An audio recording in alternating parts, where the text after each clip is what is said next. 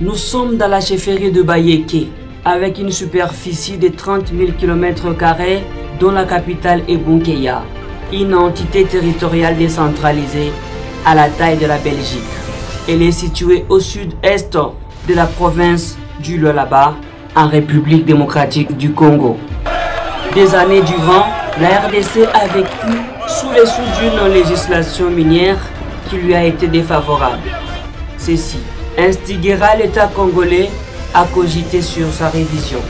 En 2018, le code minier de la RDC sera révisé avec des réformes véritablement abyssales, en l'occurrence la signature de cahiers de charges, la dotation de 0,3%, la délocalisation ainsi que la redevance minière.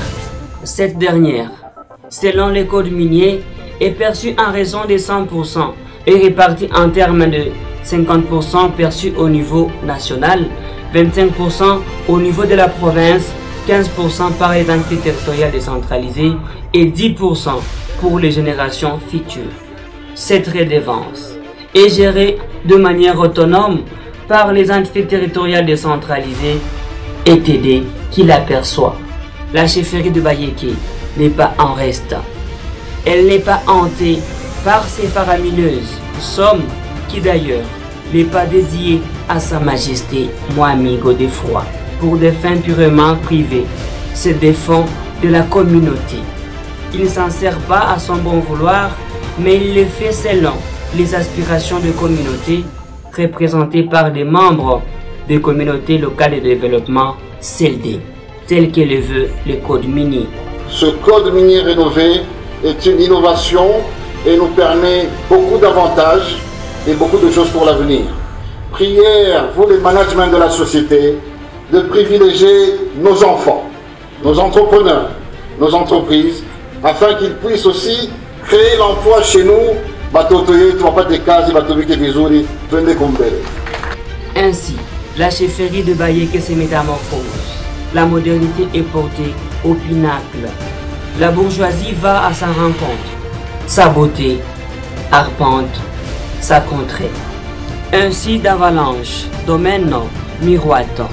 En l'occurrence, la construction des ouvrages socio-économiques de base, à savoir les centres de santé, écoles, à titre exemplatif l'université technique Msiri Ier.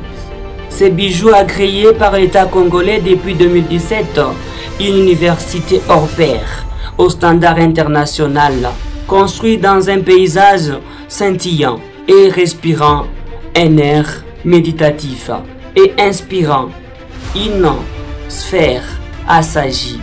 Ces lieux apparaissent comme un jardin d'Éden où Sa Majesté Mohamed Godefroy recommande aux jeunes gens de manger à l'arbre de la science.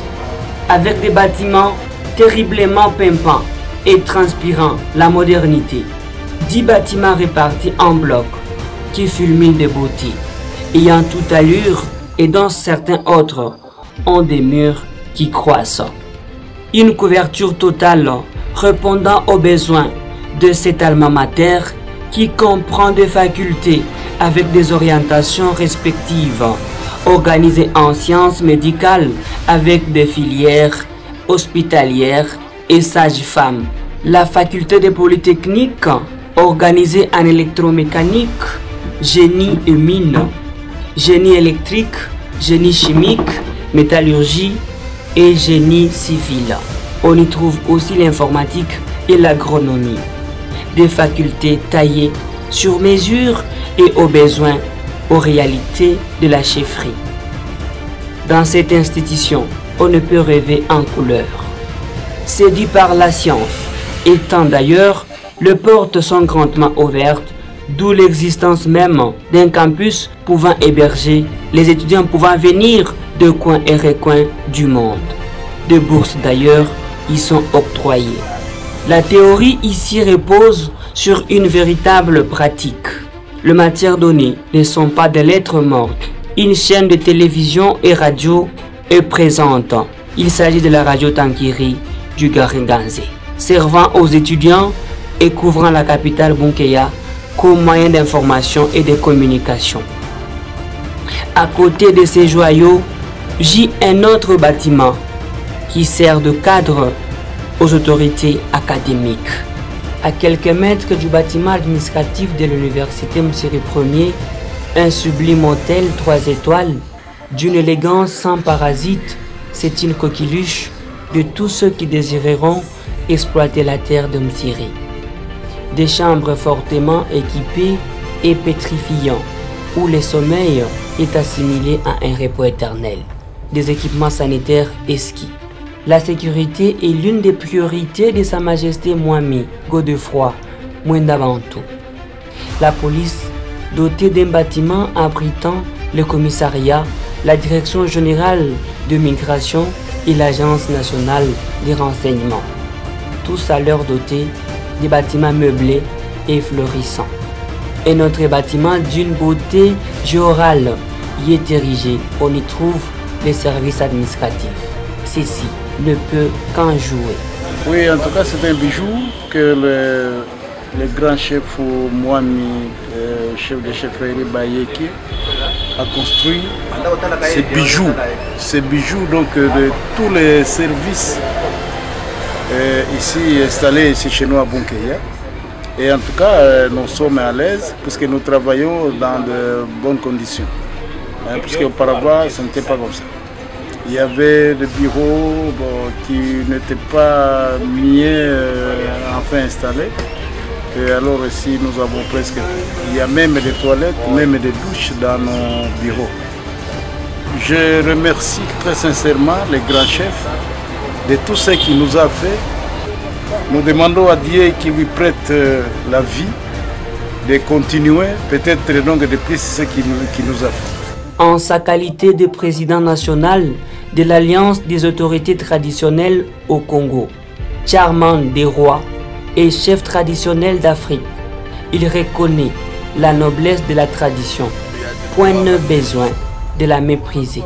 C'est ainsi que chacun de ces groupements de la chefferie de Bayeke, à savoir Bunkeya, Nguba, Mwenda Mukosi, Mutobo, Kalonga, Mukabekasari et Mbebe, ont vu des adorables architectures sortir de terre. Teintés d'une ravissante modernité, les immeubles abritant de ministres ou de députés ne peuvent plus les fiévrer. Les luxes et les ornements somptueux qui arborent ces constructions est une révérence à leur égard. Cette initiative vient de la chefferie de Bayeke, le grand Mwami Mwenda Bantu Kanyaranyara Junior, Godefroid Junior. Ça donne du respect, ça donne de la valeur à la coutume. Autrefois, où quand les gens venaient, les expatriés, les partenaires, qui construisaient des belles immeubles où ils pouvaient produire leurs biens, mais le propriétaire, donc, qui est le chef, le possesseur de cette terre, n'habitait que dans les bicoques, dans les huttes. Ça faisait quand même, ça ne reflétait pas une bonne image de cette coutume producteur de tout ce que les autres sont en train de faire. Cette image prouve à suffisance que nous devons s'y préserver. En tout cas, on est très fiers. On pense que dans le chef du grand Mwami, il n'y a pas que cela. Ce n'est que le début. Et tous nous sommes en train de cheminer dans cette pensée-là pour pouvoir faire plus et faire rayonner la chefferie à travers tous ces groupements. Les morts ne sont pas morts, dit-on, selon les Africains. Ils méritent déférence. Plus question de voir les corps gisés par terre. Deux frigos mortuaires neufs sont dotés à Tenke et à Bunkeya. De même, le cimetière royal à son tour s'est vu être modernisé. Ce sont des vestiges culturels retraçant l'histoire de cet empire.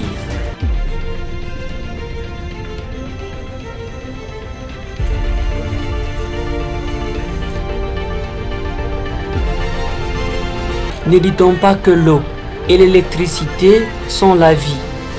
Sa Majesté le Mwami y a pensé.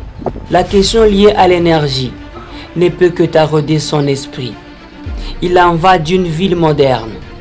Il n'y a pas que le soleil et la lune qui peuvent éclairer. Les spectres nocturnes dus à l'obscurité sont étranglés. Les nuits sont enjolivées. Elles ne sont plus faites simplement pour dormir, mais elles permettent dorénavant de s'effrayer une autre sphère de découverte, de détente et même d'activité. Les poteaux feutrés des lampes qui luisent les artères de Bunkeya. C'est un autre univers. Et du côté de l'eau, la soif est déjà désaltérée. Il ne s'agit plus simplement d'avoir une eau, mais encore faut-il avoir de l'eau incolore, pure et inodore. Dans chaque groupement, 2 bornes fontaines ont été placées. L'eau est intarissable.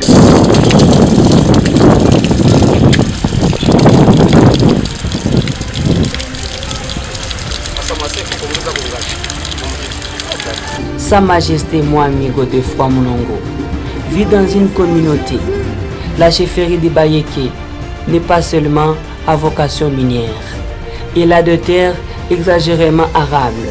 Les pénuries en denrées alimentaires ne peuvent plus effrayer les résidents de la communauté. Ventre affamé n'a point d'oreille, dit-on. Les infrastructures de base ne suffisent pas, Sa Majesté Mwami l'a compris. Ainsi, 100 d'hectares de maïs sont cultivés pour contrer parfois la pénurie de la farine de maïs qui mine la province. Les produits maraîchers sont aussi cultivés. 100 hectares de riz y sont. On y trouve les ananas et 1 hectare des arbres fruitiers. C'est un auguste chantier agroalimentaire qui fera de la chefferie de Bayeke un véritable grenier de la province. S'ensuit le projet de la pisciculture qui commence déjà à connaître une apothéose. Il se concrétise déjà. Du poisson, on en veut, on en trouve dans la chefferie de Bayeke. Dans le domaine agropastoral, il y a toute une exubérance de bœufs, de moutons, chèvres, canards sont élevés. C'est quelque chose que le grand chef avait initié depuis longtemps. Et cette chose est arrivée avec l'appui de la décentralisation et la redevance minière. C'est alors que le grand chef a concrétisé ses projets. C'est-à-dire, la PAC que vous voyez ne doit pas s'installer toujours à Bunkeya. C'est-à-dire, on a commencé même dans les groupements. Le projet est au début. Nous allons agrandir les projets. Nous allons ajouter les étangs que vous voyez. Notre ambition et l'ambition de Mwami, il faut d'abord que cette périmètre, que ce soit touristique. C'est le grand projet que le Mwami veut étendre, que tout le monde et presque la province, les gens peuvent commencer à venir voir, visiter ce qui se passe ici. Les différents aspects évoqués vous permettent d'avoir un panorama des différentes réalisations de la chefferie de Bayeke. Ici, tout change. Ici, la bourgeoisie arrive. Ceci justifie le travail laborieux qu'effectue Sa Majesté Mwami Godefroid.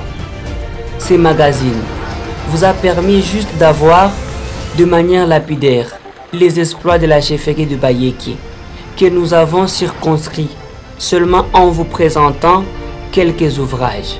Certaines réalisations en cours et d'autres n'ayant pas apparu dans ce magazine peuvent faire l'objet du prochain numéro. La redevance minière telle qu'elle le veut, l'esprit de la loi portant révision du code minier du 9 mars 2018 profite donc à toute la communauté de la chefferie de Bayeke, qui sont témoins oculaires des œuvres.